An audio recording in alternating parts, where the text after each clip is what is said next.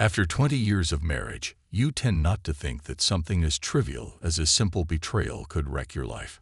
Sure, I had seen other people go through it, but it never really hit home for me. And I was honestly relieved about that. When Avery and I were younger, even before our son was born, I used to be jealous of just about anyone who even looked at her. She was stunning, smart, funny, with this certain kind of beauty and a spark in her eyes that always had me in awe. But as time went on, Avery became the picture-perfect wife, giving me no reason for jealousy, and I finally breathed easy. Still, I figured if I didn't stray when I was 20, I definitely wouldn't at nearly 50. In September, we celebrated our 20th anniversary, and we both sort of exhaled in relief. Our son was all grown up now, studying at the university, even working part-time to get some distance from us. It was a bit sad, sure, but at the same time, Avery and I were entering this new chapter like a second honeymoon. I still looked at her with admiration and desire. She hadn't lost her spark, still curvy, still beautiful. I honestly couldn't understand those who complained about a lack of intimacy with their wives. That wasn't our situation. "Dad, I'm gonna need the car tomorrow," my son, Aiden, interrupted my thoughts. "Why?" I asked. "Just need it for work," he mumbled, looking away. "Okay, no problem. Just let your mom know and make sure she doesn't have anything planned." "Wait, weren't you gonna take the car in for a checkup next week?" We had two cars, a family car and mine. The family one was mostly used by Avery, though recently, Aiden had started borrowing it more often. He didn't need it much though, so I had planned to put off the inspection. After all, he was young. Maybe he had a girl to take somewhere. A week later, I was standing in line for an inspection, grumbling as I rifled through the cluttered glove compartment, hunting for the car documents.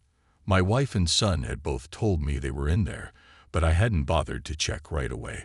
Something fell out, but I didn't pay it any mind. Eventually, I found the papers I was looking for, and as I picked up the scattered mess from the floor, I was surprised to see that what I'd grabbed was a condom. I couldn't help but chuckle, tossing it back into the glove compartment as I glanced under the seat. You know, just in case there was another one lurking around, right? Sure enough, there was an empty wrapper under the chair. I tossed it out and made a mental note to have a word with Aiden about keeping the car tittier. That night at dinner, I decided to share my discovery with my wife. "Guess what I found today? Our son's been using the car for more than just driving around," I said with a grin. "What do you mean?" she asked, looking up from her plate. "You know, in a straight line. Doesn't it remind you of when we were young, having fun in the car when our parents weren't around?" "Did you see it yourself?" Avery sounded genuinely curious. I'm sure she was wondering why our son hadn't introduced us to any girls yet. "No, thank God. I found the condoms in the glove compartment," I said with a shrug. Avery nearly choked on her food and rushed to get a glass of water. "Don't dwell on it," I added quickly. "You think so?" she asked, clearly trying to process what I just said. "Of course, it's probably nothing. He's probably embarrassed, and who knows, maybe it happened by accident." I kind of agreed with her reasoning. It didn't seem like the right time to make a big deal of it, so I figured I wouldn't bring it up again unless I saw more evidence. A week later, though, my wife called to tell me her tire had been punctured and the car was being towed to the repair shop. I went to pick her up after the inspection, and as I checked the glove compartment again, I noticed something. There were no more condoms stashed away. It felt like a small victory. "Son," I started the conversation that evening when Aiden unexpectedly stayed home. "Did you break up with your girlfriend?" I asked. "Which one?" he replied, looking puzzled. "You have more than one." I chuckled. "I don't have a girlfriend at all, so I don't really get what you're asking. Why the questions?" "Well, I found a condom wrapper under the seat here. Looks like you forgot it, so I figured you've got a girlfriend. But if that's not the case, at least you're doing well protecting yourself." Wait. What kind of condoms? What are you talking about? Just the usual ones, son. In the glove compartment, under the seat. His eyes went wide with surprise, and maybe a little bit of horror. I never keep them in the car. They're always with me, just in case. His silence said more than any words could.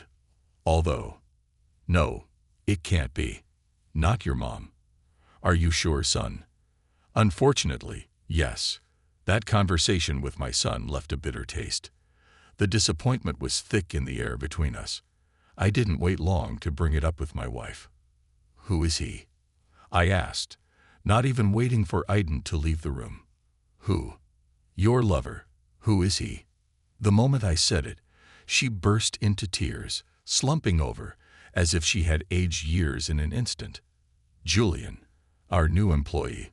I've been supervising him for 2 months now. We go out to the sites together, show them to clients.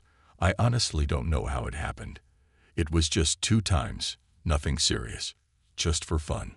I couldn't believe what I was hearing.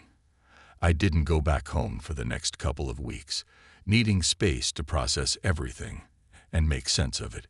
20 years of marriage, just like that, gone. Eventually, I decided to leave before I did something I'd regret. Does Aiden live with you now? Avery asked, barely looking up when I came to grab my things. No, he rents an apartment. She didn't press further about him. I didn't think he'd want to talk to her anytime soon, and honestly, I didn't support her trying to make things right with him. She was his mother, but she wasn't blameless. It was a mess. In one fell swoop, Avery had shattered everything we'd built. And now, on top of that, she had to face the fact that her own son, the one person who should have been closest to her, despised her for it.